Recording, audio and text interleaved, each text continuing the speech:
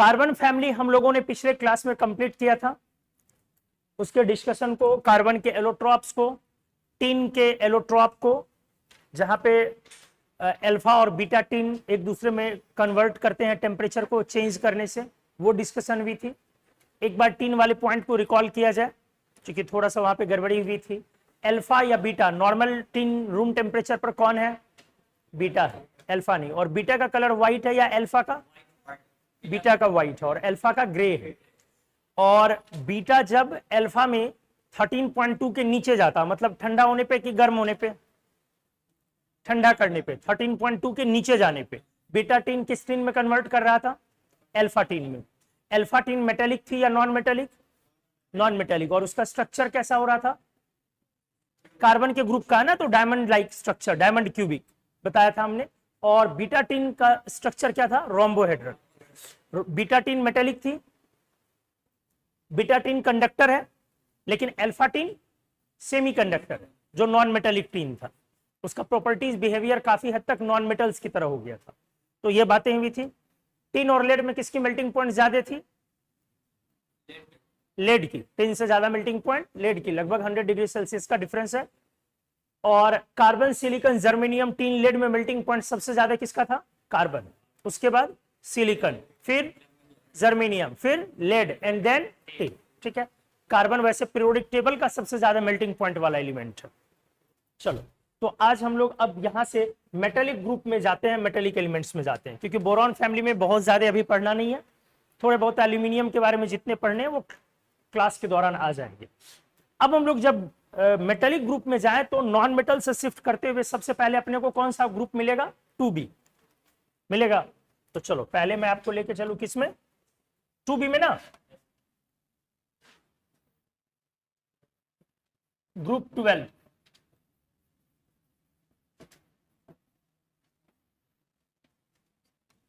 क्या है मेंबर्स अपने? Zinc, cadmium and mercury. Zinc क्या है? सॉलिड, और मर्क्यूरी क्या है? लिक्विड। तो एक बात तो पहले बहुत आसानी से क्लियर चल रहा है कि इसमें मेल्टिंग पॉइंट नीचे है कि ऊपर है? ऊपर की तरफ ना, मेल्टिंग पॉइंट ऊपर है ना। ठीक, देखते जाइए अगला पॉइंट। ये 2b ग्रुप का एलिमेंट है। ग्रुप 12 को आप 2b भी तो बोल सकते हैं ना, अमेरिकन सिस्टम में कि यूरोपियन में? सोच के जवाब दे। 2b किस में कह सकते हो? अमेरिकन की यूरोपियन में? अमेरिकन में गलत। हाँ एग्जैक्टली, दोनों में। याद करो यूरोपियन में हमने दोस्त क्या बताया आपको? सारे ए बी हैं, बी का नाम ए है, एक्सेप्ट 1 और 2। 1 2 में जो ए वहां है वही ए यहां है, जो बी वहां है वही नेमिंग बी यहां। 1 2 को छोड़ के बाकी ए वाले बी हैं, बी वाले ए नाम से। डी ब्लॉक एलिमेंट्स को आप ट्रांजिशन मेटल बोलते हैं, क्या पता है? पता है? डी ब्लॉक एलिमेंट्स को ट्रांजिशन मेटल्स बोलते हैं। इनको छोड़ के, 2b ग्रुप को छोड़ के अच्छे से देखा जाए, S and P block elements are collectively known as, क्या बोलते हो? एस और पी ब्लॉक एलिमेंट्स को एक साथ क्या बोलते हो? बोलो। Main group elements. क्या बोलते हो जी? मेन ग्रुप एलिमेंट्स, या दूसरा नाम है रिप्रेजेंटेटिव एलिमेंट्स। क्या बोलेंगे अपन? बोलो, रिप्रेजेंटेटिव एलिमेंट्स। किसे बोला जाएगा मेन ग्रुप एलिमेंट्स या रिप्रेजेंटेटिव एलिमेंट्स? एस और पी ब्लॉक। एक बात ध्यान देने वाली है, एनसीईआरटी की यही लाइन है कि एस और पी ब्लॉक को रिप्रेजेंटेटिव बोलते हैं, लेकिन एक्चुअली अगर मोर प्रिसाइज आप सोचे तो एक्सेप्ट 8b। किसको छोड़ के? Sorry 8a। 8a मतलब 18th ग्रुप ना। 18th ग्रुप को रिप्रेजेंटेटिव एलिमेंट्स में कंसीडर नहीं करना चाहिए, नहीं किया जाता, लेकिन एनसीईआरटी में ये नहीं लिखी हुई है। जब आप उसका पीरियोडिक क्लासिफिकेशन चैप्टर पढ़ेंगे तो वहां पे सिंपली क्या लिखा मिलेगा? एस और पी ब्लॉक एलिमेंट्स को क्या बोला जाता है? Representative elements. लेकिन क्या बोला हमने? किसको छोड़ के? 8a को छोड़ के। सेकेंड, डी ब्लॉक एलिमेंट्स को आप क्या बोलते हैं? डी ब्लॉक एलिमेंट्स को आप क्या बोलते हैं? Transition elements. अच्छे से देखा जाए,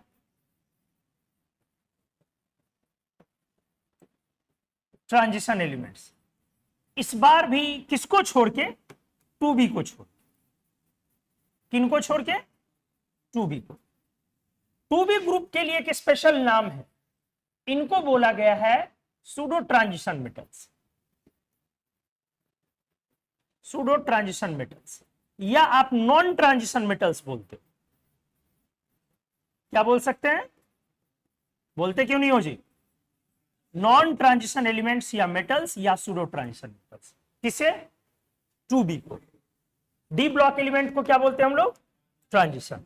एफ ब्लॉक एलिमेंट्स को बोला जाता है inner transition elements. F block elements को क्या बोला गया? क्योंकि वो डी ब्लॉक के बीच में छुपे हुए ना ट्रांजिशन मेटल के, inner transition metal. Rare earth element सुने हैं? रेयर अर्थ एलिमेंट सिर्फ लैंथेनाइड्स को बोला जाता है, लोग पूरी एफ ब्लॉक को बोल देते हैं। समझ में आया? लैंथेनाइड्स को रेयर अर्थ बोला जाता है, लोग पूरी एफ ब्लॉक को रेयर अर्थ बोल दे रहे हैं। रेयर अर्थ एलिमेंट्स, ये ध्यान रखिएगा। अब एक पॉइंट, डी ब्लॉक एलिमेंट को ट्रांजिशन मेटल क्यों कहा गया? शुरुआत के दिनों में ऐसा माना गया कि एस ब्लॉक और पी ब्लॉक के बीच में जो डी ब्लॉक एलिमेंट है, इनकी प्रॉपर्टीज भी एस और पी के इंटरमीडिएट हो। शुरुआत के दिनों में ये चीजें बोली गई। ट्रांजिशन वर्ड नाम रखने का रीजन यही था कि एस की जो प्रॉपर्टी है मेटेलिक और पी की जो प्रॉपर्टी है मेजर नॉन मेटेलिक, के बीच में है डी ब्लॉक की प्रॉपर्टी, इसलिए ट्रांजिशन वर्ड लगा दिया। लेकिन धीरे धीरे इसको रिप्लेस कर दिया गया और डेफिनेशन भी बदल दिया गया। ठीक है, अभी समझिए अभी क्या डेफिनेशन, हम लोग क्या कैसे बोलते हैं, अच्छे से समझिएगा। बहुत बढ़िया, यहां पर एक पॉइंट है और आपकी एनसीईआरटी से ली हुई पॉइंट है अलग अलग जगह से। एस ब्लॉक आप कब बोलेंगे? किसी भी एलिमेंट को एस ब्लॉक कब कहेंगे? पॉइंट क्या बोला हमने? आप एस ब्लॉक एलिमेंट्स कब बोलेंगे? कैसे डिक्लेयर करोगे कि ये एलिमेंट एस ब्लॉक? यदि उनकी आखिरी इलेक्ट्रॉनिक एंट्री एस ऑर्बिटल में, क्या है जी? अल्टीमेट इलेक्ट्रॉन एंट्री टू, कहां पे? क्या यही ना कॉन्सेप्ट होगा? एग्जाम्पल में सर सोडियम, सोडियम की सर अपने को पता है कॉन्फ़िगरेशन है लास्ट में 3s1, तो अल्टीमेट एंट्री कहां पे हो रही है? एस में, इसीलिए सोडियम किस ब्लॉक के एलिमेंट में? एस। चलो गुड। अब अगला पॉइंट है, आप पी ब्लॉक कब बोलेंगे? जब आखिरी इलेक्ट्रॉन कहां पे एंटर करे? पी में ना, ठीक है। लास्ट इलेक्ट्रॉन इनटू किसमें? पी ऑर्बिटल, ठीक है। अच्छे से देखते जाओ। अब पॉइंट है अगला, ट्रांजिशन मेटल्स हम किसे कहते हैं? तो ट्रांजिशन मेटल किस ब्लॉक से बिलोंग करते हैं? किस ब्लॉक से बिलोंग करते हैं? डी ब्लॉक से। तो आप क्या बोलोगे? लास्ट इलेक्ट्रॉन एंटर्स टू कहां पे? D orbit. देखिए अब ये डेफिनेशन को चेंज कर दिया गया, हटा दिया, ये डेफिनेशन नहीं है और आपके एनसीईआरटी में लिखी हुई भी। अब यहां पर दो वर्ड है, दोनों को डिफरेंशिएट करना है एक दूसरे से। पहला है, एक वर्ड है, एक टर्म है डी ब्लॉक और एक टर्म है ट्रांजिशन मेटल।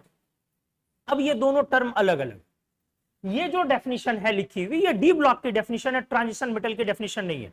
अच्छे से सुनिए प्लीज, ये जो हमने लिखा है ये डेफिनेशन किसका है? डी ब्लॉक का। किसकी डेफिनेशन नहीं है? अच्छा, डी ब्लॉक और ट्रांजिशन मेटल में टेक्निकली कहां पे अंतर? 2b का, 2b का ना। ट्रांजिशन मेटल में आपने 2b लिया या छोड़ा? छोड़ दिया, अभी हमने काटा है पिछले पेज में। ट्रांजिशन मेटल में 2b छोड़ दिया गया, लेकिन डी ब्लॉक में 2b है, इसलिए डिफरेंशिएट करें अच्छे से। ऐसा नहीं कि डी ब्लॉक से भी हटा दिया 2b को, डी ब्लॉक में वो है, हटा कहां से है? ट्रांजिशन मेटल से। तो आ जाओ, मैं यहां पे क्या लिखने वाला हूं, ध्यान से।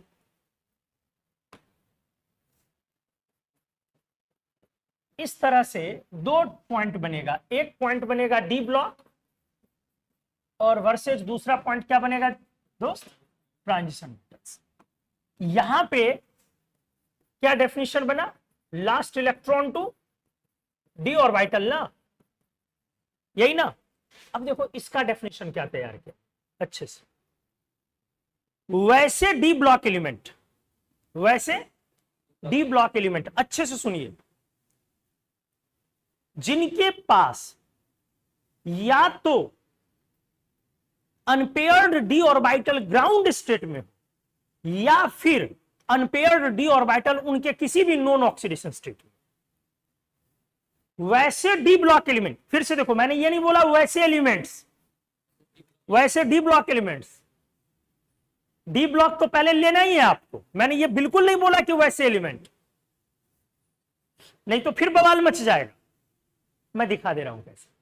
तो मैंने क्या बोला, वैसे डी ब्लॉक एलिमेंट्स जिनके पास या तो ग्राउंड स्टेट में अनपेयर्ड डी ऑर्बिटल हो या फिर अगर ग्राउंड में नहीं है तो उनके किसी भी नॉन ऑक्सीडेशन स्टेट में अनपेयर्ड डी ऑर्बिटल, अगर ग्राउंड में नहीं है तो किसी भी नॉन ऑक्सीडेशन स्टेट में अनपेयर्ड डी ऑर्बिटल। ठीक है, देखिए पॉइंट वाइज। तो यहां पे मैं लिखता हूं unpaired D orbital is present either in ground state or in any of the non oxidation state, किनकी जी, of a D block element। Clear हो गया। पहले वो एलिमेंट कहां की होनी चाहिए, ये मस्ट है। अब अगला पॉइंट बोला कि क्या होना चाहिए आपके पास, अनपेयर्ड डी कहां पे होना चाहिए, या तो उसके ग्राउंड स्टेट में या फिर किसी भी नॉन ऑक्सीडेशन स्टेट में। क्लियर हो गया, बोलो। अब इसको इलेबोरेट करते हैं। सबसे पहले अगर मैं एग्जांपल में यहां पे लेता हूं, चलो कॉपर, क्या ले लिया हमने, कॉपर लिया। तो कॉपर, अभी आपको कॉन्फ़िगरेशन नहीं आ रही है तो मैं डायरेक्टली लिख देता हूं, आप बाकी सीखेंगे कॉन्फ़िगरेशन, हम लोग चुटकी बजाते हुए जान जाए। 4s2 3d sorry 4s1 3d10, थोड़ा बहुत आइडिया होगा आपको, होती है ना कॉपर की। आपने क्या देखा, पेन अपना लास्ट एनर्जेटिकली किस ऑर्बिटल में समाप्त हुआ इलेक्ट्रॉन, 3d या 4s में, कहां पे इलेक्ट्रॉन लास्ट किया, बोलो। तो क्या ये डी ब्लॉक है या नहीं है, क्योंकि डी ब्लॉक के लिए डेफिनेशन दोस्त बस क्या है, आखिरी इलेक्ट्रॉन कहां पे जाना चाहिए, डी में। दूसरा जो, अगर मैंने जिंक लिया तो जिंक में क्या लिखोगे आप, आर्गन 4s2 3d10। अब बोलो आखिरी इलेक्ट्रॉन कहां पे रखा आपने, तो क्या ये डी ब्लॉक हुई या नहीं हुई, कोई दिक्कत किसी को, अच्छे से समझे। आखिरी इलेक्ट्रॉन कहां जानी है, डी में। आ जाओ फिर से, अगर मैंने एक एग्जांपल लिया पैलेडियम, ध्यान से, पीडी, एटॉमिक नंबर 46, इसकी कॉन्फ़िगरेशन पीरियोडिक टेबल में सबसे अजीब होती है, 5s0 4d10, 5s0 4d10, s में 0 होते हुए d में 10 होने वाला यह अकेला एलिमेंट। बाहर कौन सा सेल है, पांचवा या चौथा, बाहर कौन सा सेल है, चौथा या पांचवा, तो पांचवा ना, चौथा बाहर नहीं है, पांचवा। बाहर का मतलब होता है आउटर मोस्ट ऑर्बिट, एनर्जी से चौथी ज्यादा है डी, लेकिन ऑर्बिट से ज्यादा दूर कौन है, पांचवी। तो अगर मैं पूछूं कि पैलेडियम का वैलेंस सेल कौन है, फिफ्थ है ना जी। तो अगर मैं आपसे पूछूं कि वैलेंस सेल में कितने इलेक्ट्रॉन्स, तो आप क्या बोलेंगे, 0 वैलेंस इलेक्ट्रॉन। पीरियोडिक टेबल में आपको लगता है कि कोई और एलिमेंट ऐसा होगा कि जिसके पास वैलेंस इलेक्ट्रॉन 0 होंगे, क्योंकि वैलेंस ऑर्बिट कौन सा है, फिफ्थ, और फिफ्थ के एस में कितने इलेक्ट्रॉन्स है, 0। तो वैलेंस सेल में कितना इलेक्ट्रॉन हुआ, 0। तो 0 वैलेंस वाला अकेला एलिमेंट हुआ, इसको 18 वैलेंस भी बोला जाता है, वो मैं बाद में पढ़ाऊंगा। तो पैलेडियम में भी अगर आपने देखा तो फिर भी लास्ट इलेक्ट्रॉन कहां पे है, डी में, इसलिए ये भी कौन सी ब्लॉक के एलिमेंट है। तो पहले डी ब्लॉक क्लियर हो गया। डी ब्लॉक का मतलब हुआ कि भाई लास्ट इलेक्ट्रॉन हमारा डी में जाएगा, कहीं पर कोई दिक्कत नहीं होनी चाहिए। ध्यान से, अगर मैं एक एग्जांपल ले रहा हूं, प्लीज अच्छे से नजर लगाए रखें, सीरियम लिया मैंने 58, इसकी अगर आप कॉन्फ़िगरेशन लिखो तो ये है Xenon 6s2 4f1 5d1, 4f1 5d1। अब यहां पर क्या है, लास्ट इलेक्ट्रॉन फिर आपको कहां दिख रहा है, डी में दिख रहा है, लास्ट इलेक्ट्रॉन कहां दिख रहा है, लेकिन ये डी ब्लॉक एलिमेंट है या नहीं है, ये आपको पहले से पता है कि ये डी ब्लॉक नहीं है। डी ब्लॉक है क्या, नहीं है, ये डी ब्लॉक नहीं है। कौन सी ब्लॉक की है, एफ। तो एक्चुअली जो एफ की डेफिनेशन है ना, वो उस डेफिनेशन को ज्यादा सूट करता। अब मैं एफ की डेफिनेशन करूंगा तो वो दिखाऊंगा। ये डी की डेफिनेशन को भी सूट कर रहा कि आखिरी इलेक्ट्रॉन कहां है, लेकिन समस्या क्या है, आप ये डिसाइड नहीं कर पाएंगे कि आखिरी 4f है कि 5d। ये लिखने का हेरफेर, कुछ आया समझ में, ये एकदम लिखने का हेरफेर। तो आप यहां डिसाइड नहीं कर पाएंगे क्योंकि यहां पर डी के साथ कौन सा है, एफ में भी अनपेयर्ड इलेक्ट्रॉन है। तो अगर मान लो मैंने 5d1 4f1 लिखा, तब ये आपके हिसाब से किस ब्लॉक की, डी की होनी चाहिए या नहीं, नहीं होनी चाहिए। तो यहां पर एक कंफ्यूजन का स्टेट है, ये डी ब्लॉक हमारा नहीं है। हमें वैसे भी याद है कि नहीं है जी, सीरियम 58 से लेकर ल्यूटेशियम 71 तक किस ब्लॉक में है, एफ ब्लॉक में, वो हमें ऐसे भी याद है। अब जब एफ की डेफिनेशन देखेंगे तब ये देखेंगे कि कैसे उस एग्जांपल एफ की डेफिनेशन को सूट कर रहा है, किस तरीके से ये हो पा रहा हो। तो चलिए फिलहाल, हाँ निकालने के समय में एस नहीं, निकालने के समय में एस से, उसके बाद कहां से निकालेंगे ये बताना इतना आसान नहीं है। उसके लिए आइए कभी हवेली पे, अच्छे से सिखाएंगे, आपका मान सम्मान सत्कार सब किया जाएगा, समझे। इलेक्ट्रॉन ऐड करना आसान है, निकालना बहुत मुश्किल है, उसके लिए अच्छे से सीखना पड़ेगा। कब आ रहे हैं, मटन वटन बनवा के रखा जाएगा, हम अपने हाथों से बनाएंगे आपके लिए। कब, मंगलवार खाते हैं, ट्यूसडे, किसी भी दिन खा जाए रे बेशरम रे, ये तो सही में सीरियस ले लिया, मजाक कर रहे थे बे, ऐसा नहीं कि हमारे पीछे पड़ जाना सर मटन खिलाइए अब। तो इस डेफिनेशन को हम लोग, इसको एग्जांपल को बस आपको कॉम्प्लिकेट करने के लिए हमने रखा कि आपको यहां भी डी में लास्ट इलेक्ट्रॉन दिख रही है, लेकिन ये डी ब्लॉक नहीं है क्योंकि यहां पर दो जगह जो है, इन दोनों में हमने इलेक्ट्रॉन कैसे कब रखा है ये आपको अभी समझ में नहीं आएगा, धीरे धीरे कॉन्फ़िगरेशन में आएगा। अब आते हैं वापस ट्रांजिशन मेटल पे। अब यहां पे क्या रेस्ट्रिक्शन है, पहला के एलिमेंट क्या होने चाहिए, डी ब्लॉक। अब दूसरा क्या है, अनपेयर्ड डी ऑर्बिटल, कहां पे, ग्राउंड स्टेट में। ग्राउंड स्टेट क्या है, सामान्य कॉन्फ़िगरेशन को आप ग्राउंड स्टेट बोलते हैं। किसी का भी जो नॉर्मल कॉन्फ़िगरेशन लिखा जाता है उसे हम लोग क्या बोलते हैं, ग्राउंड स्टेट। और ऑक्सीडेशन स्टेट तो समझ रहे हैं, जैसे कॉपर है +1 या +2, आयरन है +2 या +3। तो या तो मेरे सामान्य कॉन्फ़िगरेशन में हो जाए अनपेयर्ड डी, या नहीं तो किसी भी ऑक्सीडेशन स्टेट में हो जाए अनपेयर्ड डी। तो अब इसको मैं कर रहा हूं, ध्यान से इन्हीं एलिमेंट्स पर बातें की जाए। सबसे पहले ले रहा हूं मैं कॉपर, ठीक है। अब इनका दो चीज लिखना, कौन कौन चीज बोलो जी, एक तो ग्राउंड स्टेट और दूसरा इनका नॉन ऑक्सीडेशन स्टेट। क्या आप समझ पा रहे हैं, तो कॉपर की नॉन ऑक्सीडेशन स्टेट्स क्या क्या है बोलो, +1 एंड +2, सही है, बोलो ना रे। अब ग्राउंड स्टेट में ये कॉन्फ़िगरेशन, क्या इसमें डी में अनपेयर्ड इलेक्ट्रॉन है, अनपेयर्ड बेजोड़े है जी, नहीं है। डी में 5 ऑर्बिटल्स होते हैं, 5 बक्से होते हैं और पांचों में 2-2 इलेक्ट्रॉन भरे पड़े हैं क्योंकि टोटल 10 इलेक्ट्रॉन्स।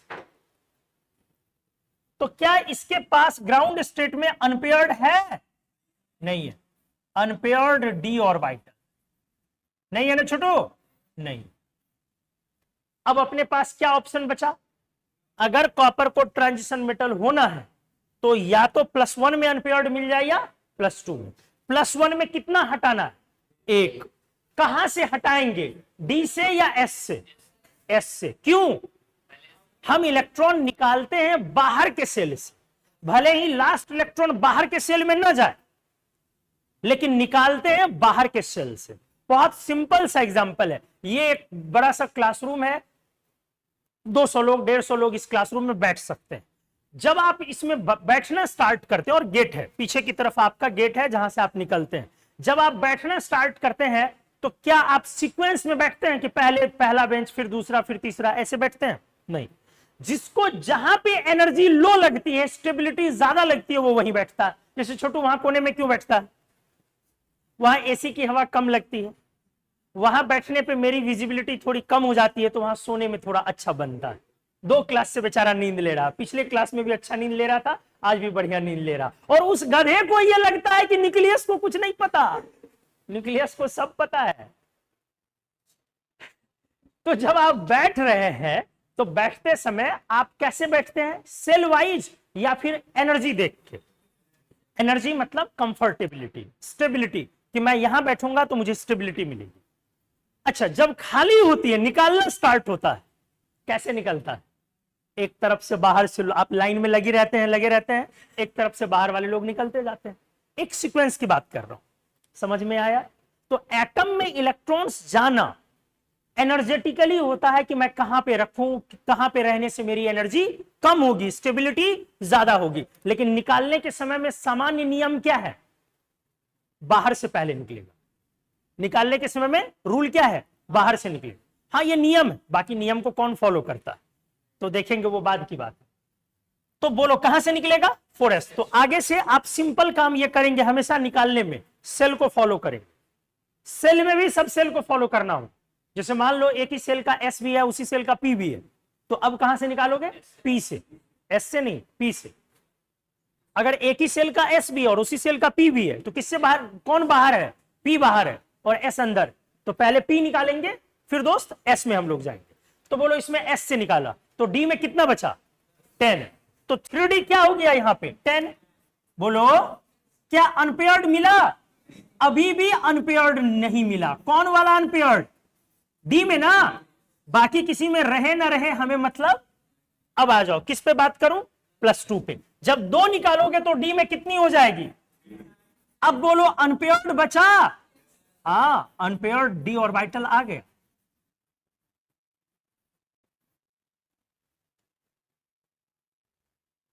तो अब सोचिए जरा, एक सिंपल सा क्वेश्चन बना के दे दिया जाए, कॉपर क्यों ट्रांजिशन एलिमेंट है, तो इसका आंसर ये नहीं होगा कि कॉपर डी ब्लॉक से बिलोंग करता है। क्या समझ में आया? क्या बोला मैंने question? Why copper belongs to transition metal family. क्यों? तो मैंने बोला कि पहला ऑप्शन अगर दे दिया जाए, it belongs to D block, statement सही है, लेकिन क्या ये उस पॉइंट का रीजन है? नहीं। दूसरा मैंने बोला it has its last electronic entry to D sub orbit या डी ऑर्बिटल। बोलो ये स्टेटमेंट उसके लिए सही है या नहीं? नहीं है। जबकि ये भी स्टेटमेंट वाइज सही है, लेकिन उसका रीजन नहीं है, क्योंकि हमने पूछा है कि कॉपर क्यों बिलोंग कर रहा है ट्रांजिशन मेटल फैमिली से। अगर मैं बोलूं it having 4s1 3d10 configuration, अब बोलो क्या अभी भी सही होगा? नहीं। क्या बोलना पड़ेगा? It's +2 oxidation state having unpaired D orbital configuration. कुछ आया समझ में? ये रीजन बनेगा या नहीं जी? एग्जैक्टली यही रीजन बनेगा कि इसका +2 +1 भी दे दे तो ऑप्शन, तब भी नहीं होगा। जैसे अगर मान लो यहां पे मैंने दे दिया it's +1 oxidation state having 4s0 3d10 configuration, अगर ये लिख दिया तो सही होगा? नहीं होगा। आंसर क्या बनेगा मेरा? डी। क्लियर हो गया अच्छे से सभी का?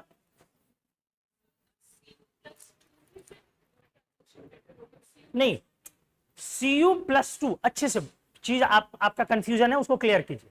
सबसे पहले तो Cu+2 मेटल हुआ ही नहीं ना। Cu+2 क्या हुआ? मेटल हुआ? नहीं, वो आयन हो गया। मेटल और आयन में जमीन आसमान का अंतर।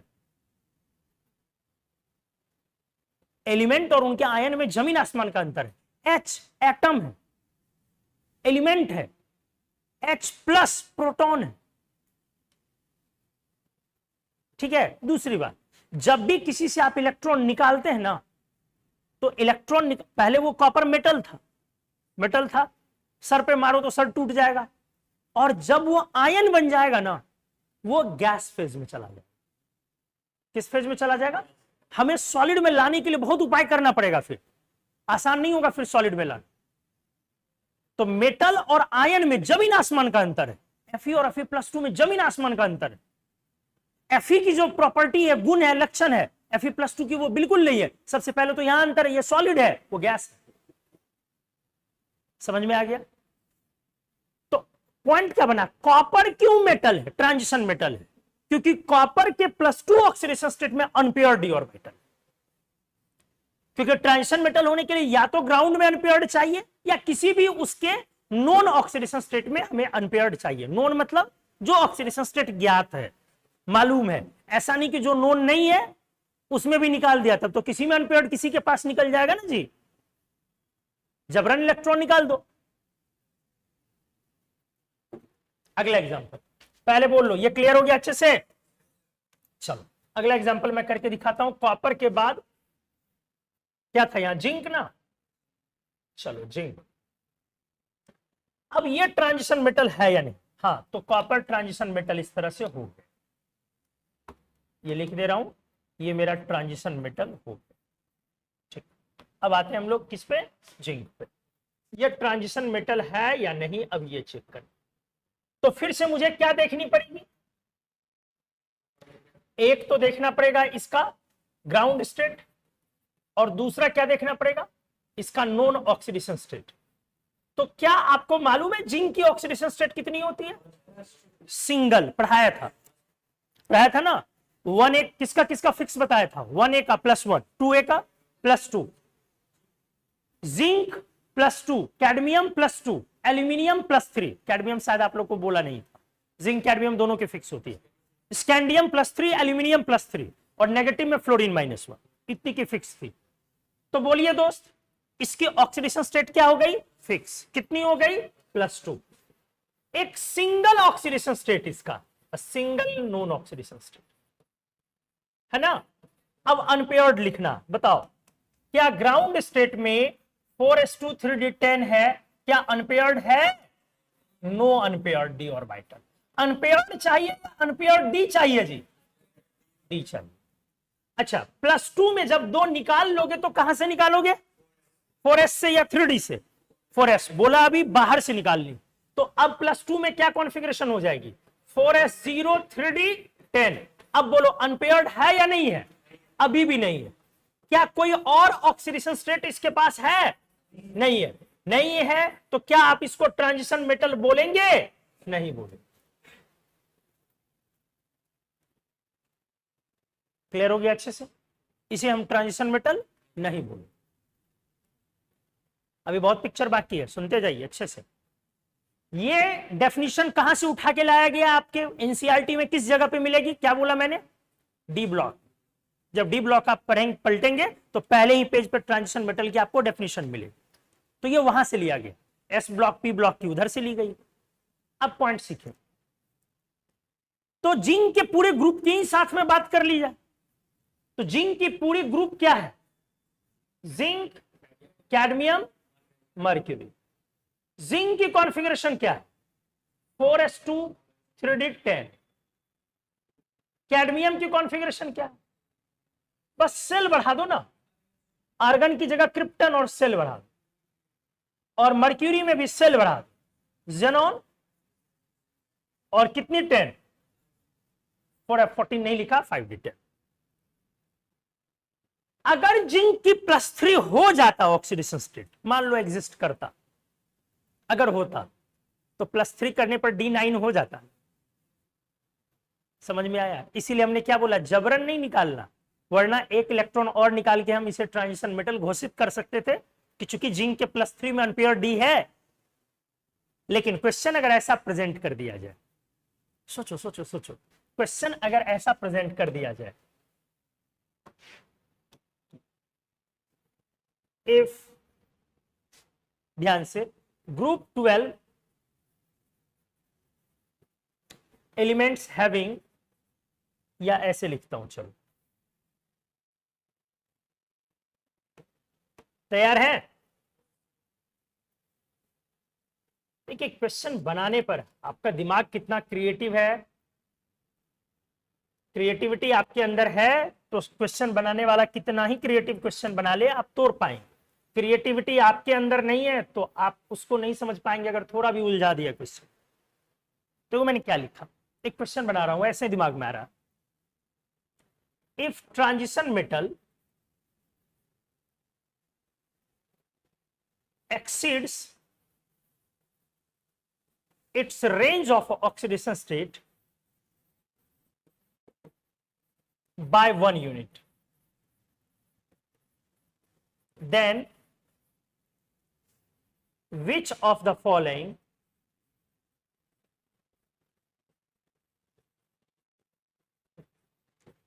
will be transition metal now?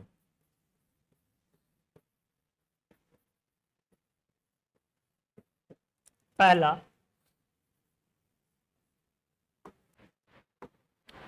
Silver, दूसरा सिल्वर हटा दो पहले, चलो कॉपर ही लिख दो, दूसरा जिंक भी लिख देता हूं, तीसरा स्कैंडियम लिखता हूं, चौथा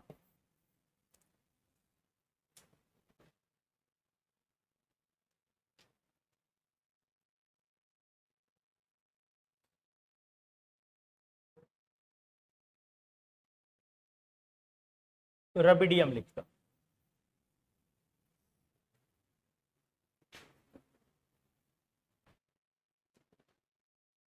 अच्छे से क्वेश्चन को देखिए,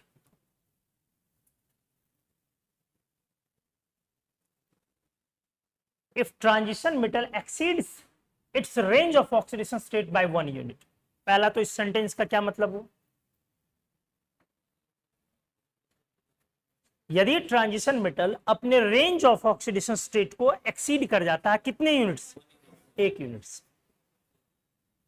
तो इनमें से कौन ट्रांजिशन मेटल होगा। अब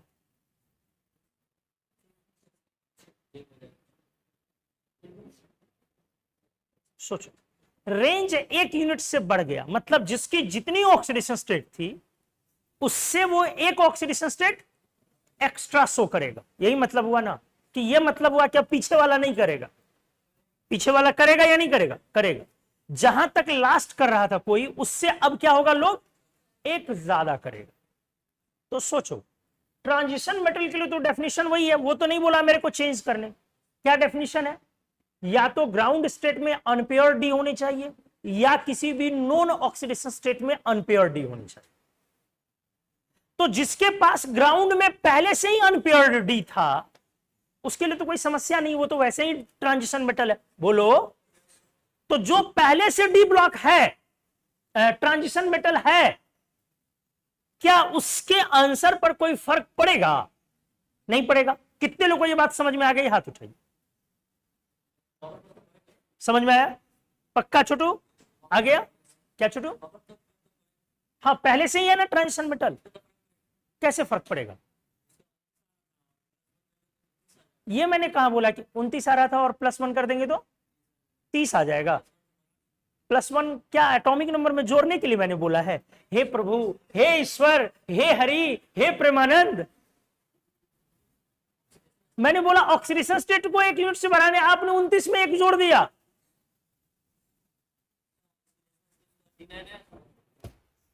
इक्कीस तोपों की सलामी और हर बार तोपुआ का मुंह इसके सामने किया जाए।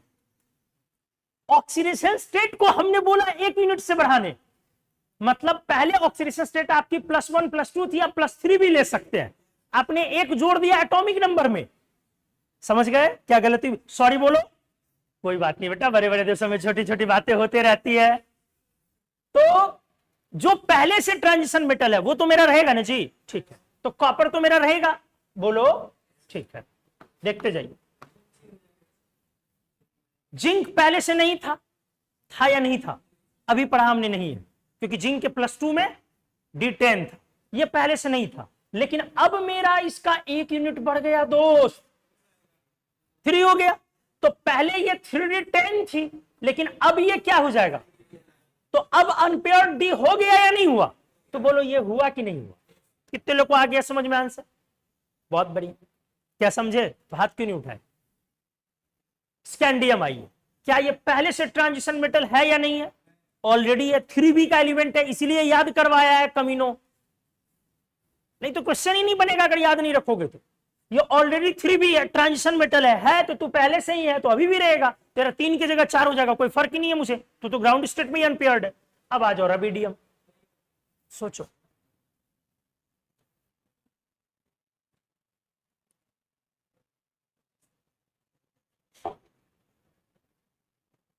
सोच के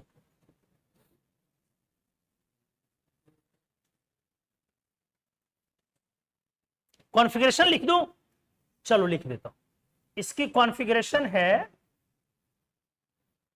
क्रिप्टन 5s1। ये पूरा लिखना चाहते हो तो ऐसे लिख सकते हो, 1s2 2s2 2p6 3s2 3p6 4s2 3d10 4p6 5s1।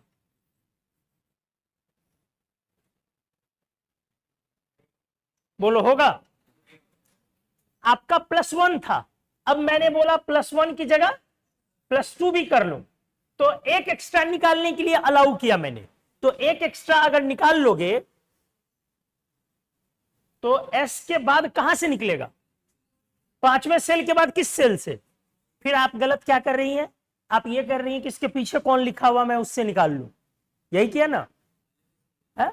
ये तो हमने नहीं बोला था ना करने। मैंने क्या बोला आप लोगों को करने? वैलेंस सेल को पहले ढूंढने, उसके बाद पीछे के सेल को ढूंढने, फिर उस सेल में sp ढूंढने। तो पहले तो 5वें से निकालना, फिर किससे निकालना अपने को? चौथे से। चौथे में जाएंगे तो 2 मिल रहा है, 4s और 4p। मैंने क्या बोला? जब दोनों मिले तो s से निकालना या p से, इसीलिए किससे निकलेगा? रीजन ये है निकालने का। आपने किस रीजन से निकाला? इसके पीछे जो है उससे निकाल लो। गलत बड़ा आसानी से और जल्दी बनता। क्लियर हो गया? तो अभी भी इसको निकालने से क्या कोई फर्क पड़ेगा? नहीं। अच्छा मान लो एक पॉइंट, थोड़ी देर के लिए बोलता हूं, अगर 1 यूनिट बढ़ाने से D से निकल जाता, 1 यूनिट बढ़ाने से D से निकलता, मतलब D में अनपेयर्ड हो जाता, तो क्या होता? नहीं होता। मैं एग्जाम्पल चेंज कर दे रहा हूं थोड़ी देर के, ये तो सीख लिए। यहां पे मैं एग्जाम्पल कर दे रहा हूं। चलो गैलियम, क्या ले लिया एग्जाम्पल? ठीक से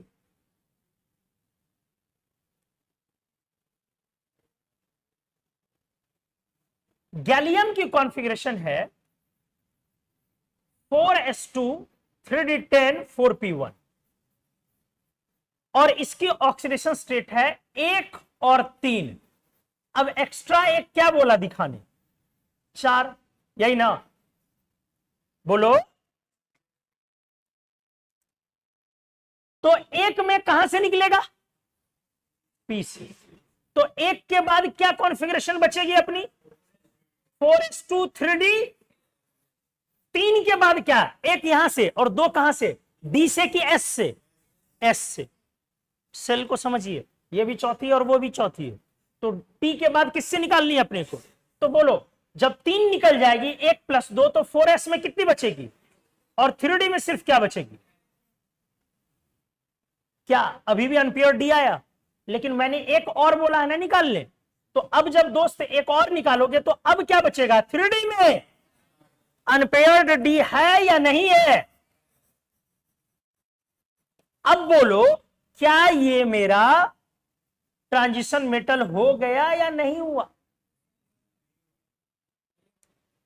हुआ ना? कैसे नहीं हुआ? समझ में आया? एग्जैक्टली नहीं हुआ, अभी भी नहीं हुआ, क्योंकि मैंने ट्रांजिशन मेटल का डेफिनेशन नहीं चेंज किया। तो ट्रांजिशन मेटल के डेफिनेशन में ये नहीं है, हमने शुरू में ही बोला डेफिनेशन बोलने समय। अरे तुम लोग भी गजब आदमी हो यार। पहला लाइन क्या बोला था हमने कि लोग गलती यहीं पे करते हैं कि अनपेयर डी ऑर्बिटल बोल देते हैं। बोलना क्या है, D block element having unpair D orbital, तब ट्रांजिशन मेटल होगी। बोला था ना, 2 बार शुरू में ही रिपीट किया इस बात।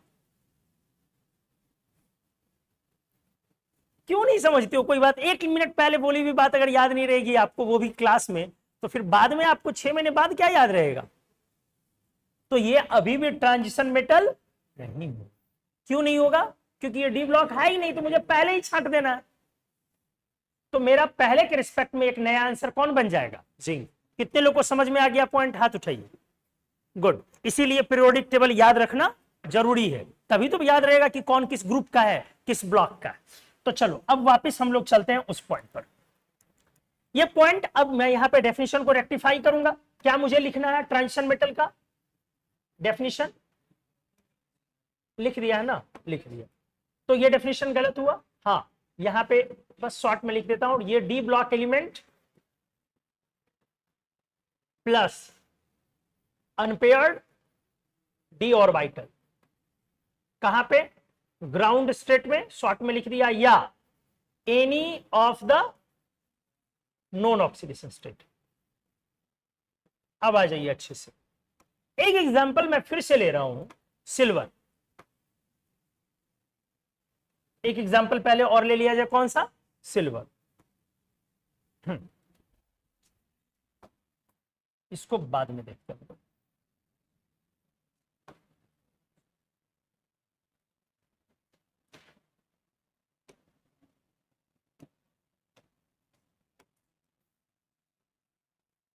चलिए आ जाइए। अगला एग्जांपल लिया मैंने सिल्वर AG 47। इसकी कॉन्फ़िगरेशन है, हाँ बताइए, ये ट्रांजिशन मेटल है या नहीं?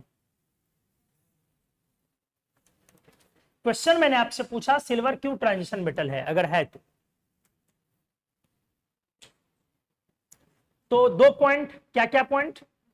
ग्राउंड स्टेट और दूसरा non oxidation state. Oxidation state silver की क्या क्या होती है?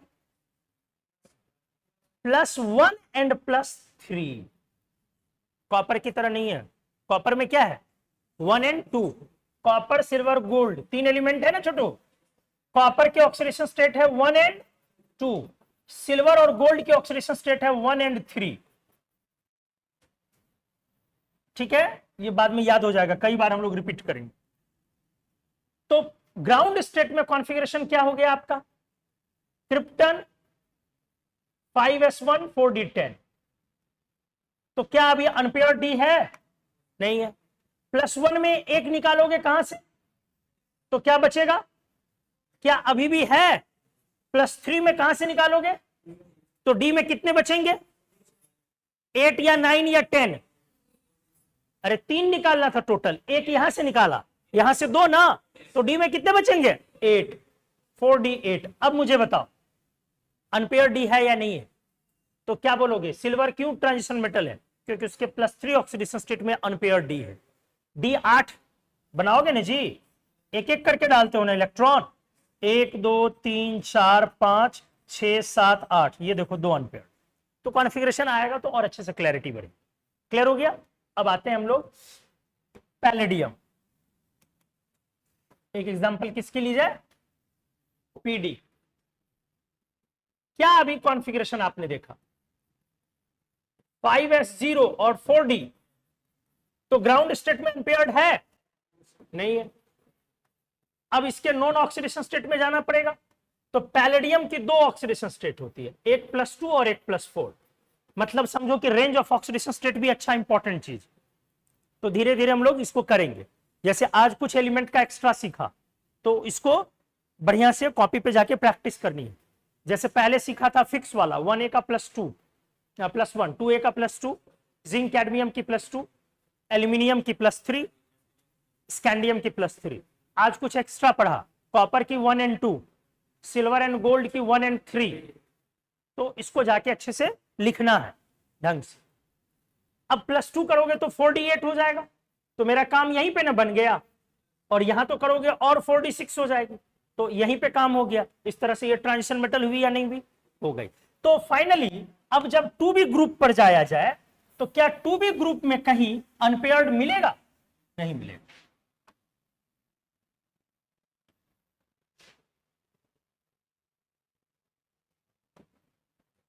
सो अगर 12th ग्रुप पे आया जाए, मिलेगा जी? नहीं मिलेगा ना।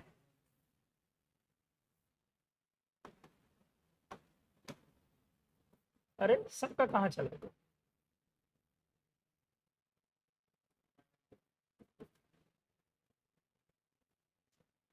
छोड़िए, आइए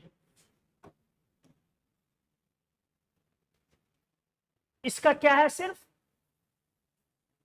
इसका क्या है, सिर्फ इसका दो तरीके का +2 भी है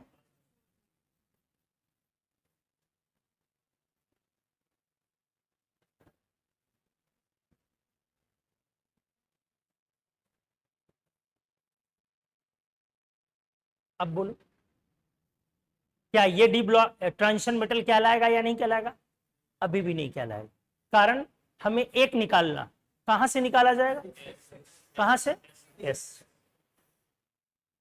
क्लियर हो गया अच्छे से। तो +1 में +2 में ये हो जाएगा 6s05d10 और +1 में मर्क्यूरी हो जाएगी 6s15d10।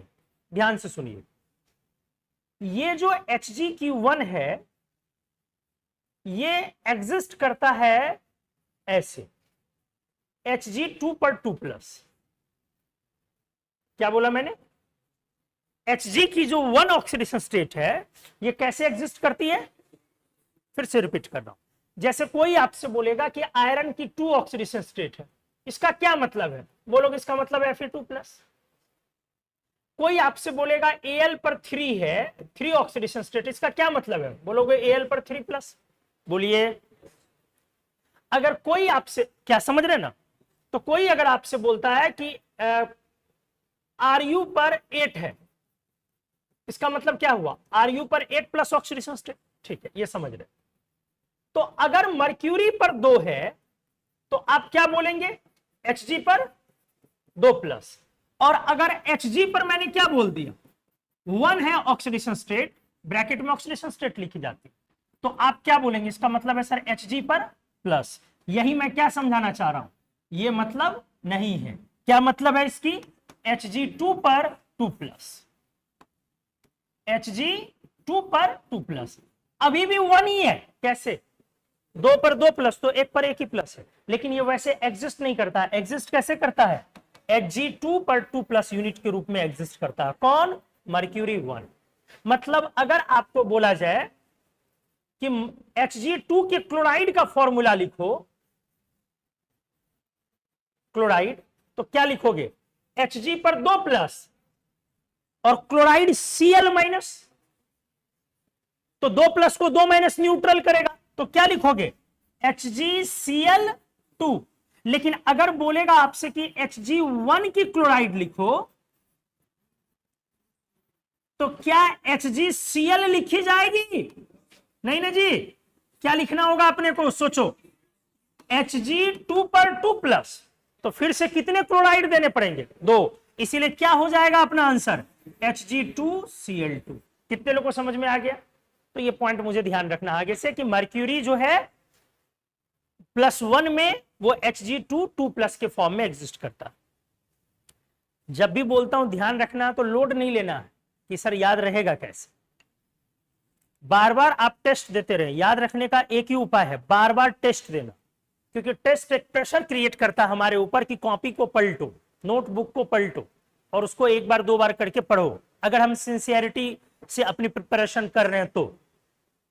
बाकी तैयारी के लिए बस एडमिशन ले लिए हैं तब तो अलग बात। तो अगर हम सिंसियर है कि नहीं मुझे करना है, तो जब भी टेस्ट आएगा तो मैं बार बार पलटूंगा, तो पलटते पलटते कुछ चीजें फिर रिकॉल हो जाएंगी। जो चीजें मैंने क्लास में बताई, अगर आप रेगुलरिटी कंसिस्टेंसी से क्लास में आएंगे तो 20 बार क्लासरूम में ही वो रिपीट होते जाएगा, वो इतनी बार होगा कि याद हो गया होगा। जो पहली बार पढ़ रहे होंगे हो सकता है कि उनको क्या लग रहा हो, भूल जाए। कोई तो हो इसमें जो पहले पढ़े हो, तो क्या आपको याद था कि नहीं Hg1 ऐसे एग्जिस्ट करती है? तो क्यों याद हुआ भाई? क्या एक ही बार पढ़ाया है, कईयों बार रिपीट किया हो? क्लियर हो गया ये पॉइंट ट्रांजिशन मेटल वाला? बोलो किसी को डाउट नहीं है ना? तो इस तरह से हम लोग अब 2b ग्रुप का हम लोगों ने फाइनली क्या नाम रख दिया जी? क्या नाम रख दिया 2b ग्रुप का? सूडो ट्रांजिशन मेटल या नॉन ट्रांजिशन मेटल। सूडो क्यों रखा? फॉल्स, ये डी ब्लॉक के बीच में है और सारे डी ब्लॉक ट्रांजिशन मेटल हैं इनको छोड़ के, तो जबरन इसको मैंने क्या कर दिया? सूडो बता दिया। दूसरा, अब एक नया नाम रखा नॉन ट्रांजिशन। 2b का नया नाम है नॉन ट्रांजिशन। नॉन ट्रांजिशन क्यों रखा? क्योंकि भाई आपकी प्रॉपर्टी ट्रांजिशन जैसे नहीं है। पहले सूडो रखा था, अब नॉन रखा, दोनों में बहुत का अंतर है। सूडो रखा कि आप ट्रांजिशन मेटल जैसे हैं, झूठे हैं। नॉन बोला नहीं, नहीं है। कुछ आया समझ में? ये बता रहा है कि अच्छा आप उसके आसपास हैं, ये बता रहा है कि नहीं। तो बहुत का अंतर है दोनों में। ये बाद में इंट्रोड्यूस हुआ इसका नाम नॉन ट्रांजिशन मेटल। क्यों इंट्रोड्यूस हुआ? क्योंकि आपकी प्रॉपर्टी उनसे मिलती ही नहीं। 2b की प्रॉपर्टी बिल्कुल उनसे अलग है। किनसे? डी ब्लॉक के बाकी एलिमेंट्स से। इसीलिए नॉन रखा, क्योंकि entire different from transition metals. एक दो एस्पेक्ट में सोचो, कैसे? डी ब्लॉक मेटल्स के मेल्टिंग पॉइंट काफी हाई होते। डी ब्लॉक मेटल का मेल्टिंग पॉइंट 1000 तो उनकी मिनिमम बाउंड्री, 1000 अप्रोक्स वो मिनिमम बाउंड्री है। 700 800 900 ये मिनिमम बाउंड्री, इनके मैक्सिमम भी उतनी नहीं है। हाँ, मतलब वो 900 के ऑनवर्ड्स ही है सब। एक वही 900 700 800 भी नहीं बोल रहा हूं, 900 मेल्टिंग पॉइंट। ये 900 तो छोड़िए, 500 के नीचे है। उनका बॉइलिंग पॉइंट 2000 के ऊपर है मिनिमम, इनका बॉइलिंग पॉइंट मैक्सिमम 920 है। ऑक्सीडेशन स्टेट में डी ब्लॉक वेरिएबल है कि फिक्स है? वेरिएबल है। ये क्या है? फिक्स है। तो इनकी प्रॉपर्टी बहुत ज्यादा डिफर करती है उन सब से। ये हार्डनेस में भी उनसे पीछे, ये बहुत मामले में पीछे है उनसे। ये ज्यादातर कलरलेस कंपाउंड बनाते हैं, वो सब ज्यादातर कलर्ड कंपाउंड बनाते हैं। तो ये काफी डिफरेंट है, इसीलिए entire different from transition metal, तो नाम पड़ गया नॉन ट्रांजिशन मेटल। तो अब जिंक कैडमियम मर्क्यूरी की प्रॉपर्टी पर हम लोग वापस लौटते हैं। ये हमने डिस्कस कर दिया। ये अब एक था एफ ब्लॉक की डेफिनेशन। एफ ब्लॉक की डेफिनेशन, जब एफ ब्लॉक जाएंगे मेटल वाली ग्रुप करेंगे थोड़ा, तो वहां पे डेफिनेशन कर ले। आ जाओ। नाउ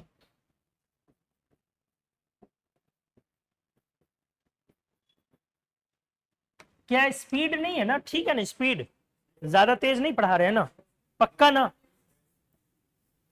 अब आ जाइए, मेल्टिंग पॉइंट किधर की तरफ? ऊपर की तरफ। डेंसिटी नीचे की तरफ। डेंसिटी किधर की तरफ? जबकि जिंक क्या है? सॉलिड। और मर्क्यूरी क्या है? लिक्विड। फिर भी मर्क्यूरी की डेंसिटी जिंक से काफी ज्यादा है। तो डेंसिटी के मामले में जिंक से ज्यादा कैडमियम और कैडमियम से ज्यादा मर्क्यूरी। ठीक है। रिएक्टिविटी किधर है, नीचे या ऊपर?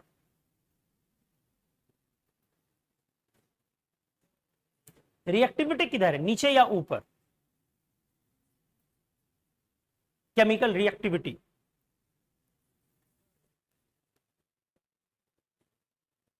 थोड़ा सा रिलेट करेंगे आप पीछे की क्लास से तो बन जाएगा आपसे।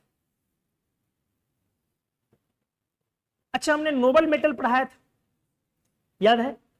क्या बताया था? नोबल मेटल्स कौन है? जो रिएक्टिव मेटल्स हैं कि नॉन रिएक्टिव? Non reactive. इनमें कौन मेटल आते हैं? 4d एंड 5d, याद कीजिए। तो जब नोबल मेटल्स में 4d और 5d मेटल्स आते हैं, तो इसका मतलब है 4d 5d तो नीचे ही है ना, तो रिएक्टिविटी जनरली किधर होगा? ऊपर की तरफ। चलो अगला पॉइंट, इनमें कौन कौन नोबल मेटल है।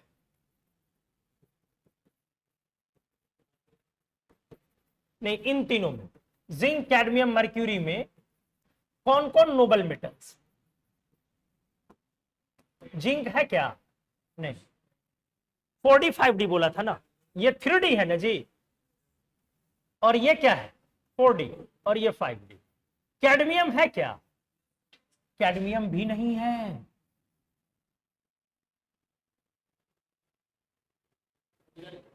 ऐसे ही धीरे धीरे आप बढ़ेंगे ना, पहली बार जनरलाइजेशन में बता दिया, दूसरी बार एक स्टेप थोड़ा और बेटर चीज जानी। सिर्फ अकेले कौन है? मर्क्यूरी। कैडमियम भी नहीं है। कैडमियम एक रिएक्टिव एलिमेंट। इलेक्ट्रोकेमिकल सीरीज आपने सुना होगा, इलेक्ट्रोकेमिकल सीरीज में हाइड्रोजन के ऊपर रिएक्टिव मेटल्स बोलते हो ना, सुने हो ना? जो नहीं सुने वो पढ़ लोगे। ऊपर में ही जिंक भी है और ऊपर में ही कैडमियम भी है, जबकि नीचे नोबल मेटल्स आता है, बहुत सारे नोबल मेटल्स है, इसमें मर्क्यूरी है, लेकिन जिंक कैडमियम किधर है? ऊपर। ठीक है, तो जिंक रिएक्टिव है, जिंक तो ऐसे भी जानते हैं सभी लोग रिएक्टिव है, कैडमियम भी रिएक्टिव मेटल है, कैडमियम नोबल में काउंट नहीं होता। क्लियर हो गया? अब एक पॉइंट और, मेटेलिक रिएक्टिविटी पीरियोडिक टेबल में किधर है, राइट या लेफ्ट? फिर से मेटेलिक रिएक्टिविटी मैंने पूछा पीरियोडिक टेबल,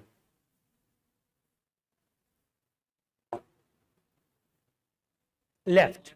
अप या डाउन? डाउन। डाउन कितनी बार पढ़ा है? अब गड़बड़ ना कर भाई। मेटेलिक रिएक्टिविटी अब क्यों बोल दिया, यहां देख लिया इसलिए। मैंने यह बताया है कि मेटेलिक रिएक्टिविटी पीटी में लेफ्ट एंड डाउन है। मेटल की रिएक्टिविटी लेफ्ट एंड डाउन है, और नॉन मेटेलिक रिएक्टिविटी किधर बताया था? Right and up.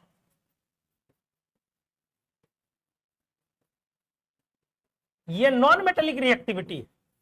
तभी तो याद करो कि नॉन मेटल में सबसे ज्यादा रिएक्टिव कौन था? फ्लोरीन। Right up. फिर ओजोन, ऑक्सीजन, याद आया? Chlorine, bromine, iodine. अरे ध्यान आया?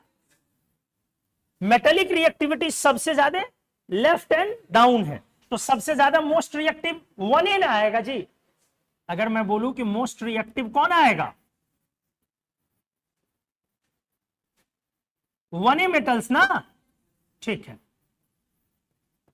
यहां तो रिएक्टिविटी डाउन जा रही है, अप जा रही है मेटल में, मैंने तो डाउन बोला है, क्यों ऐसा है? नहीं नहीं, मैंने मेटल की रिएक्टिविटी किधर बोला? Left and down. डाउन बोला है, यहां पे किधर जा रही है? अप जा रही है, तो फिर यहां पे क्यों ऐसे? एग्जैक्टली, बहुत अच्छा। ये सीक्वेंस जब भी पीरियोडिक ट्रेंड बोलते हैं हम लोग, तो एस एंड पी ब्लॉक के लिए बोलते हैं। डी ब्लॉक उस ट्रेंड में नहीं आता, उनका अपना ट्रेंड होता। तो ये जो आपने बोला है वो किसके लिए बोला है?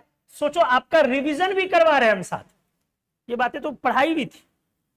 तो ये किसके लिए हमेशा बोलते हो? एस एंड पी ब्लॉक के। तो sir what about D block? अगर आप डी ब्लॉक में जाओगे तो डी ब्लॉक में तो नॉन मेटल मिलेगा नहीं, सिर्फ क्या मिलेगा? मेटल। डी ब्लॉक में मेटल की रिएक्टिविटी अप द ग्रुप है। किधर है? Up the group. अगर मैं डी ब्लॉक में जाऊं तो इसमें मेटेलिक रिएक्टिविटी का जनरल ट्रेंड किधर है? ऊपर की तरफ।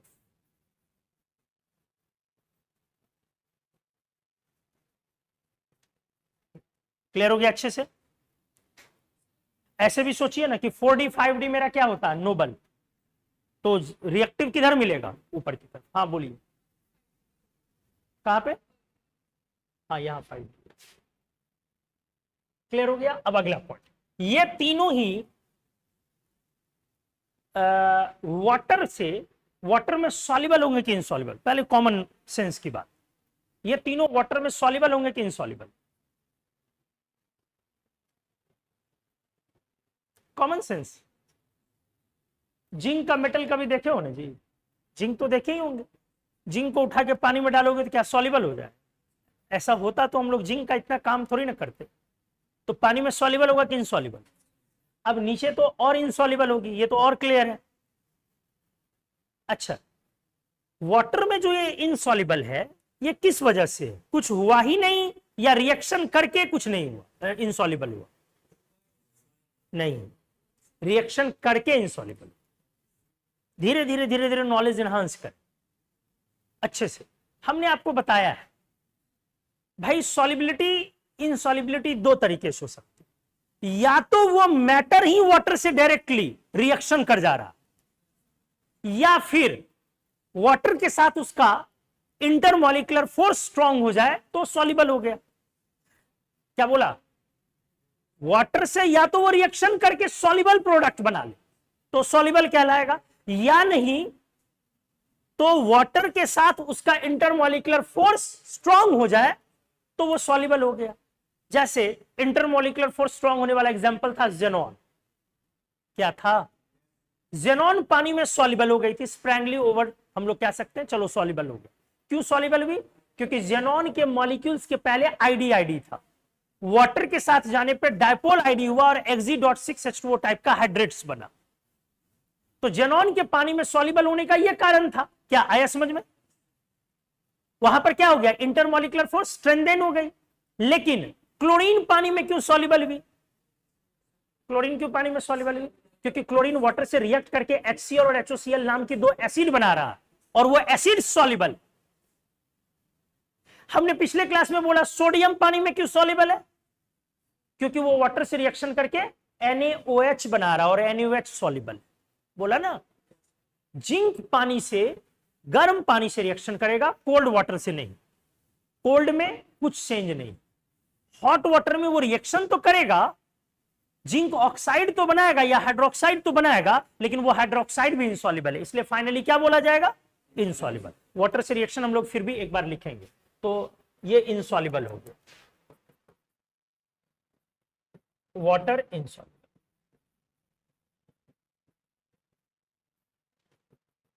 मर्क्यूरी की एक खास बात आपने पढ़ा है, सुना होगा, Hg फॉर्म्स एमेलगम, सुना है?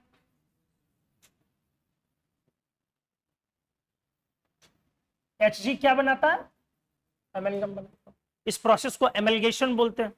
What is amalgamation? क्या होता है इसमें? कोई बताइए, एमेलगेशन में क्या होता है? पढ़ा हो, 9th-10th में भी पढ़नी चाहिए।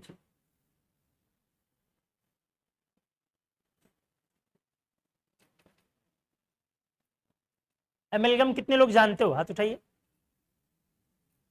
तो बताइए क्या होता है एमेलगम? छोटू नहीं है ध्यान, कोई बात नहीं। मर्क्यूरी लिक्विड मेटल है, लिक्विड है, ये समझ रहे हम लोग।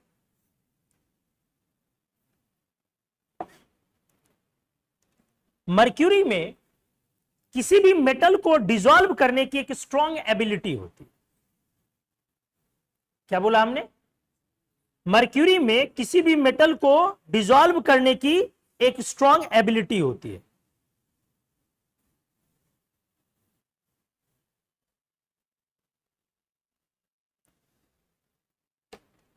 जैसे मान लीजिए कि किसी भी मेटल की बात की जा रही है, मर्क्यूरी आराम से उस मेटल को अपने आप में घुला ले।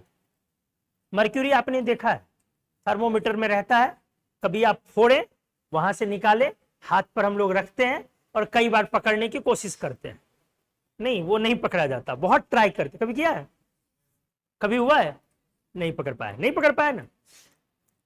ये तो सब काम किया है, लेकिन कभी ये किया है कि वो करने के बाद हाथ धोया है? ना धोया होगा, झूठ बोल रही हो, हाथ नहीं धोया होगा आप लोगों ने। मर्क्यूरी पॉइजनस एलिमेंट है, और बिल्कुल आपको हैंड क्लीन करनी चाहिए अगर आप उसको हैंडल करते हैं तो। चूंकि वो हैवी एलिमेंट है, इसीलिए वो आपको फील नहीं हुआ और आप बच गए, वो ज्यादा अमाउंट में जाने से प्रॉब्लम होगी, डिजीज होता है बहुत तरीके का। क्या मीना मेटा है ना, बायोलॉजी वाले लोग, मर्क्यूरी के इंडेक्स से कौन सी बीमारी होती है? मीना मेटा होता है। मर्क्यूरी में मीना मेटा है ना, हाँ। कैडमियम मेटाई टाई है। कुछ नहीं पता है रे तू लोग को? अरे लॉन्च होके डायरेक्टली हमारे ही क्लासरूम में आए हो। सब किताब में पढ़ना है भाई, यदि ढूंढ के निकाल दिया मीना बेटा, यदि ढूंढ के निकाल दिया मीना बेटा बताओ। अच्छा ढूंढ के निकाल दो इतनी मेहनत से और तुम कह रहे हो कि फिर याद कर लेंगे।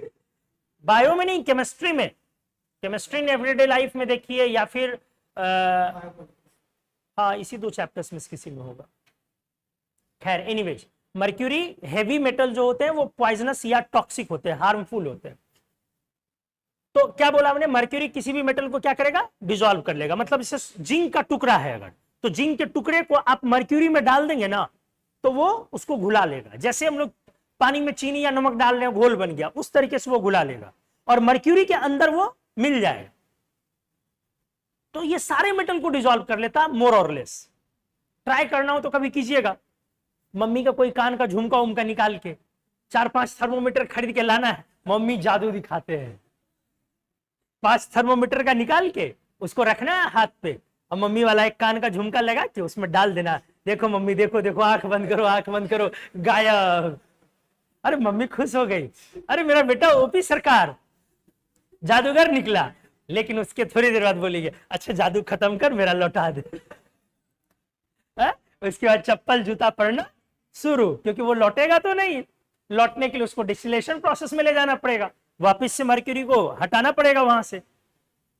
तो जब हटाएंगे वापस इवेपोरेशन में ले जाएंगे तब ना सिर्फ आपका गोल्ड बचेगा, वो भी झुमका की जगह गुठली। तो हर मेटल को घुलाता है, इसी को हम लोग एमलगेशन बोलते हैं। कोई भी मेटल है, ध्यान से, इसको हमने मर्क्यूरी में डाला लिक्विड में, तो इससे क्या बन गया, HgM का एक लिक्विड अलवाई। समझ गए, ये भी लिक्विड है, इसी को हम लोग क्या बोलते हैं, एमलगम। एग्जाम में यह पूछता है कि कौन एमलगम नहीं बनाता, कौन एमलगम, Fe, ये एमलगम नहीं बनाता। Iron and mostly 8B, 8B याद है, अब 8B नहीं याद है तो परेशान हो जाइए आप। Fe and mostly 8B elements do not form amalgam. निकल भी नहीं बनाता है। हाँ क्लियर हो गया, आपसे Fe के बारे में ज्यादा पूछा जाए, ये एमलगम का फॉर्मेशन नहीं करता, बाकी सारे एमलगम का फॉर्मेशन करते सभी मेटल, और इसको बहुत इंडस्ट्री में काफी अच्छे से यूज भी किया जाता है। चलिए, हेवी मेटल्स, मेटल टॉक्सिसिटी एक टर्म होती है जी, मेटल की टॉक्सिसिटी एक टर्म होती है जिसमें intake of heavy metals, intake of जो हैवी मेटल्स होते हैं क्रिएट्स टॉक्सिसिटी। समझ गए, जैसे एग्जांपल में कैडमियम, मर्क्यूरी, हैवी मेटल है ना, तो ये सब टॉक्सिक हो जाएगा। Lead, heavy metals toxicity create करते हैं अगर उनके इनटेक गया बॉडी में। कैडमियम से डिजीज हो जाती है इटाई इटाई, मर्क्यूरी से डिजीज होती है मीनामाटा, लेड से, लेड पॉइजनिंग ही बोलते हैं जिसको कि ये बोलते हैं, अरे भूल जा रहा हूं, जिसमें गम्स ब्लू हो जाता है, गम्स उसमें ब्लू हो जाता है, जो बाद में ब्लड कैंसर तक पहुंचा देता है, ल्यूकेमिया तक जा सकता है वो स्टेज, लेकिन अर्ली स्टेज है उसका, सिम्टम है कि वो गम्स उसका ब्लू हो जाता है, लेड पॉइजनिंग। आप सिंपली अभी लेड पॉइजनिंग लिख ले, लेड का इंटेक अगर होगा ना तो गम्स ब्लू हो जाता है। खैर, मेटल टॉक्सिसिटी, तो जिन चीजों में कैडमियम, कैडमियम जनरली पेंट में रहता है, हम लोग को पेंट का स्मेल लेना अच्छा लगता है, तो वो एक पॉइजन क्रिएट कर रहा है बॉडी में, टॉक्सिसिटी क्रिएट कर रहा है। मर्क्यूरी तो बहुत ज्यादा कॉमन लाइफ में यूज करते नहीं है, कैडमियम सेल में बहुत यूज करते हैं, हम लोग बैटरी को चाट के देखते हैं, बहुत लोग लिक करते हैं उसको, क्या चेक करने के लिए। भारत में लेकिन गजब गजब टेस्टिंग मेथड है भाई, हमने देखा है कई बार, हमने भी बचपन में किया, लोग कर रहे हैं तो हम भी कर रहे हैं, अब हमारे बाप दादा ही कर रहे हैं तो हम क्यों नहीं करेंगे बताओ। बैटरी में जान है कि नहीं ये चेक करने के लिए जीभ लगाते हैं लोग, लिक करते हैं, अगर वो थोड़ा सॉल्टेड है तो अच्छा हाँ अभी है, पावर है, तब उसके बाद रेडियो को ठोकेंगे। बैटरी में गड़बड़ी नहीं है, रेडियो में गड़बड़ी है। गजब टेस्टिंग मेथड हम लोग में। हम लोग बैटरी तो रिमोट का नहीं देखते, 2-3 महीना एक्स्ट्रा चला लेते हैं, ठोक ठोक के, इधर से ठोका उधर से ठोका, फिर जब ठोकने से काम बंद, फिर निकाल के, फिर रगड़ रगड़ के, उसके बाद फिर लगाते हैं। तो जब हमारा देश है, हाँ? ये सब हमारे देश में होते रहेगा जब तक सब्जी में फ्री धनिया मिलता रहेगा।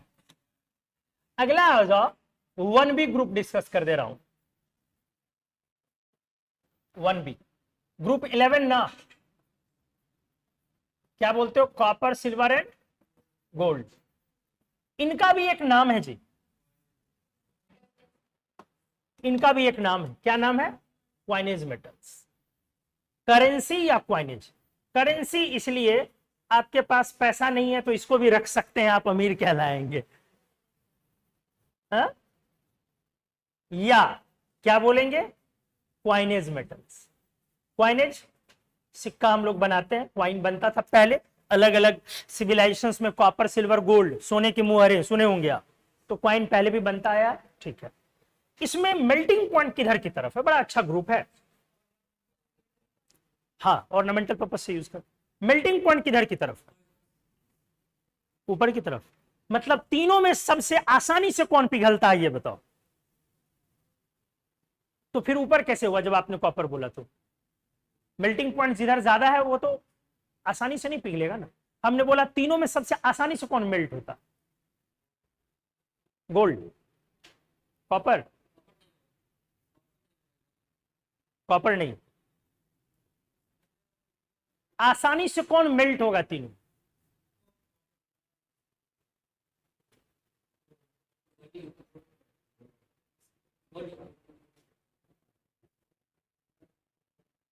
इतना कॉमन मेटल है, तीनों को छुए हो, तीनों से खेले हो, गोल्ड। इसमें मेल्टिंग पॉइंट सबसे कम गोल्ड का नहीं होता है, सिल्वर का होता है। सोचो, पूरी बैच मिलके या तो कॉपर फेंक रहे हो या गोल्ड फेंक रहे हो, और कितना कॉमन क्वेश्चन। तो सबसे ज्यादा मेल्टिंग पॉइंट किसकी है? कॉपर की, फिर गोल्ड और तब सिल्वर। देखो गोल्ड क्यों कंफ्यूजन क्रिएट करता है ना, क्योंकि गोल्ड मोस्ट मैलेबल है। गोल्ड जो है वो मोस्ट मैलेबल है।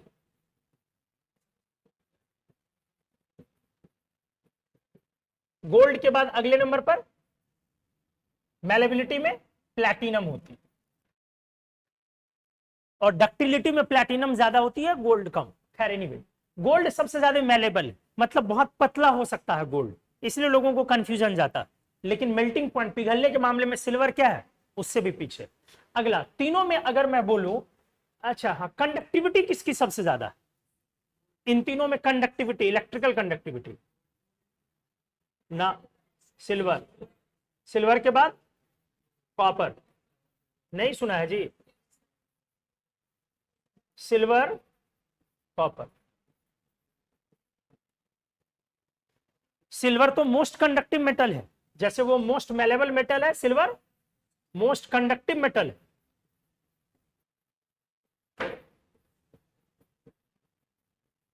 टॉप 3 कंडक्टिव मेटल्स में कौन कौन आते हैं? Copper, silver and aluminium. Silver का वायर हम लोग बना सकते हैं, लेकिन क्यों नहीं बना पाते हैं? एक्सपेंसिव है। क्यों? अमीर आदमी अंबानी क्यों नहीं बना सकते? तो शादी में 10-12 हजार करोड़ खर्च कर देते हैं। हाँ, शादी की अलग बात है, चोरी हो जाएगा। अच्छा मतलब चोर बाकी चीज छोड़ के तार ही चुराएगा। एक्चुअली सिल्वर को हम ज्यादा यूज नहीं कर पाते, उसके साथ एक मेरिट है कि कंडक्टिविटी ज्यादा है, तो ड्रॉबैक्स ज्यादा हैं। पहला, सिल्वर को 100% प्योर नहीं कर सकते, मतलब जिस लेवल पर कॉपर को हम प्योर कर पाते हैं उस लेवल पर सिल्वर को प्योर नहीं किया जा सकता। फिर से रिपीट कर रहा हूं, कॉपर को 99.9% तक आप प्योर कर सकते हैं, लेकिन सिल्वर उतना तक प्योर नहीं कर सकते। और थोड़ी भी इंप्योरिटी आ गई है वायर में तो सर्किट ब्रेक कर जाएगा या शॉर्ट सर्किट हो जाएगा। पता चला लंबा वायर बनाया 200 मीटर का, अब बीच में एक जगह गंदगी आ गई, करंट इधर से उधर पास ही नहीं हो रहा, तो शॉर्ट सर्किट होने के चांसेस है। दूसरा ये पॉइंट है, सिल्वर का मेल्टिंग पॉइंट कम है, कॉपर से काफी कम, तो जब हीट होगा तो क्या होगा आपका, वो मेल्ट कर जाएगा आसानी से, इसलिए मोस्ट कंडक्टिव होने के बावजूद हम उसको इस्तेमाल नहीं करते हैं वायर में। तो इलेक्ट्रिकल कंडक्टिविटी। अब तीनों में डेंसिटी किसकी ज्यादा,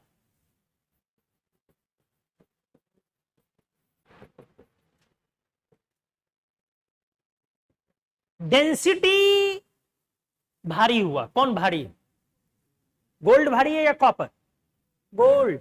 अरे देखते नहीं दुकान में यार 2 लाख 4 लाख दो, इतना सा आता है, ठीक है वो प्राइस है, लेकिन बात ये भी है, आप 20 ग्राम गोल्ड खरीदें, 10 ग्राम गोल्ड खरीदें, लगेगा कि एकदम थोड़ा सा आया, क्योंकि उसकी डेंसिटी बहुत ज्यादा है। अरे अराउंड 19 पॉइंट समथिंग, मतलब 20 के आसपास डेंसिटी है ग्राम पर सीसी, मतलब पानी से 20 गुना भारी, समझ रहे हो कुछ। मर्क्यूरी 13.6 है, मर्क्यूरी से भी हैवी गोल्ड की डेंसिटी, ठीक है। तो ये डेंसिटी में आप याद रखिए ना, हमेशा डेंसिटी नीचे की तरफ जाती है, चाहे वो एस ब्लॉक हो कि पी ब्लॉक हो कि डी ब्लॉक, डेंसिटी किधर की तरफ, नीचे की तरफ। तो डेंसिटी, रिएक्टिविटी अभी पढ़ा, डी ब्लॉक में किधर की तरफ होती है, नीचे या ऊपर, तो कॉपर, फिर सिल्वर और तब गोल्ड। नोबल मेटल्स इसमें से कौन कौन है, गोल्ड, सिल्वर गोल्ड दोनों, अभी ना बोला 4D 5D, तो इसमें से नोबल मेटल्स कौन कौन है, सिल्वर एंड गोल्ड दोनों, ये नोबल मेटल्स है। कॉपर को नोबल में नहीं लिया जाता। अगला पॉइंट, तीनों में से मेटल टॉक्सिसिटी कौन कौन क्रिएट करता है,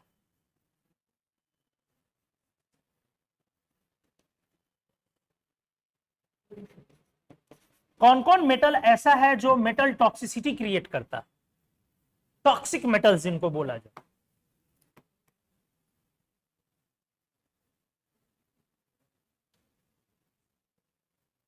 हेवी मेटल्स टॉक्सिसिटी क्रिएट करते हैं, इन तीनों में कौन कौन टॉक्सिसिटी क्रिएट करता, कोई नहीं, तीनों ही हमारे हेल्थ के लिए बेनिफिशियल। कॉपर के बर्तन में हम पानी पीते हैं रात भर रख के, तांबे के बर्तन में हम खाना खाते हैं। हाँ, लीवर में अगर कॉपर डिपॉजिट हो जाए तो जेईई मेन 2024 का एक क्वेश्चन बन जाता है कि कौन सा लिगेंड इंजेक्ट करने से उसको बाहर निकाला जाता है, जो आपकी एनसीईआरटी में मेंशन है। डी पेनिसिलमिन का इंजेक्शन हम लोग डालते हैं तो कॉपर को वो बाहर निकालता है, तो वो लीवर में डिपॉजिट होता है तब, वरना कॉपर मेटल टॉक्सिक मेटल नहीं कहलाता। कॉपर के हेल्थ बेनिफिट्स सुना तो होगा, सिल्वर और गोल्ड के बेनिफिट्स जबरदस्त, कॉपर से बहुत ज्यादा जबरदस्त है। ये इम्यून को स्ट्रांग करता है। आपने सुना होगा सोना चांदी च्यवनप्राश, क्यों नाम पड़ा है भाई, कभी सोचे हो? क्योंकि उसमें गोल्ड का एक्सट्रैक्ट डाला जाएगा, गोल्ड पाउडर डाला जाएगा कम अमाउंट में, माइनर अमाउंट में, सिल्वर भी डाला जाएगा। राजा महाराजा सोने और चांदी के थालियों में खाते थे। आपको ऐसा अगर लगता है वो इसलिए खाते थे क्योंकि वो अमीर थे, तो गलत है। क्यों खाते थे? रोज खाने से बच्चे को खिलाया जाता है, हर कोई चांदी के बर्तन में क्यों खिलाता है? रोज आप खाएंगे तो थोड़ा सिल्वर आपकी बॉडी में इनटेक होगा, तो सिल्वर और गोल्ड आपकी इम्यून को जबरदस्त स्ट्रांग करता है। स्वर्ण भस्म की दवा बनती है आयुर्वेद में भाई, तो सिल्वर और गोल्ड हमारी इम्यून के लिए बहुत बढ़िया चीज है, लेकिन हर कोई खा से नहीं सकता है। तो गरीबों का सिल्वर और गोल्ड है जिंक। जिंक भी इम्यून को इक्वली स्ट्रांग करता। तो आपकी बॉडी में, मतलब आपके डेली के फूड में, खाने में जिंक का इंटेक होना चाहिए।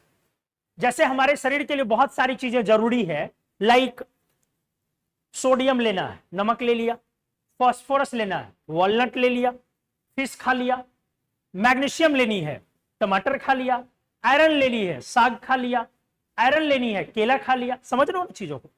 मतलब हमें रोज अपने फूड में एलिमेंट्स मिनरल के फॉर्म में मिलते हैं ना। कुछ ऐसे एलिमेंट हैं, एसेंशियल चीजें हैं जो हमारे खाना में नहीं, उसको हमें बाहर से लेना पड़ता है। आयोडीन हमारे नॉर्मल खाना में मौजूद नहीं। आयोडीन थोड़ा सा मौजूद है, कहां पे? रॉक सॉल्ट में, बताया था। रॉक सॉल्ट में थोड़ा सा मौजूद, लेकिन रॉक सॉल्ट में और भी मिनरल्स है। रॉक सॉल्ट फायदेमंद भी है, लेकिन उसके अपना एक नुकसान भी है। वो अभी बात नहीं करते। तो आयोडीन का इंटेक हम थोड़ा सॉल्ट से ले लेते हैं।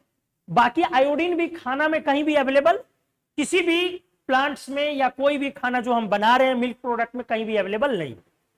तो आयोडीन का सोर्स बाहर से। Same goes with zinc, zinc भी आपके किसी भी फूड में अवेलेबल, इसीलिए जिंक की गोलियां आपने सुनी होंगी कि बहुत ज्यादा लोगों को दिया जाता।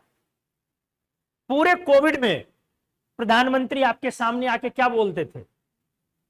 स्वस्थ रहे, इम्यून को अच्छा करें, काढ़ा लेते रहे और जिंक की गोलियां खाते रहे। अगर आपको ध्यान हो तो जिंक के टैबलेट हमेशा लोगों को दी जाती है। तो जिंक आपकी बॉडी में इम्यून अच्छा करता, ठीक है, जैसे सिल्वर और गोल्ड अच्छा इम्यून करता। हेल्थ बेनिफिट्स हैं, सीखेंगे आगे। तो इस तरीके से हमारा मेटल के ग्रुप में 2B ग्रुप और 1B ग्रुप कंप्लीट हुआ। हम लोग अगली क्लास में बाकी ग्रुप्स को डिस्कस करेंगे। सीधा हम लोग जंप कर जाएंगे किस पर? S block. बीच का बाकी बहुत ज्यादा डिस्कशन में भी लाना जरूरी नहीं। तो अब हम लोग directly S block alkali metal, alkaline earth metal पे जाएंगे, फिर उसके बाद मेटल और नॉन मेटल का वाटर से रिएक्शन, फिर एल्कली से रिएक्शन। समझ में आया अच्छे से? चलिए, थैंक यू।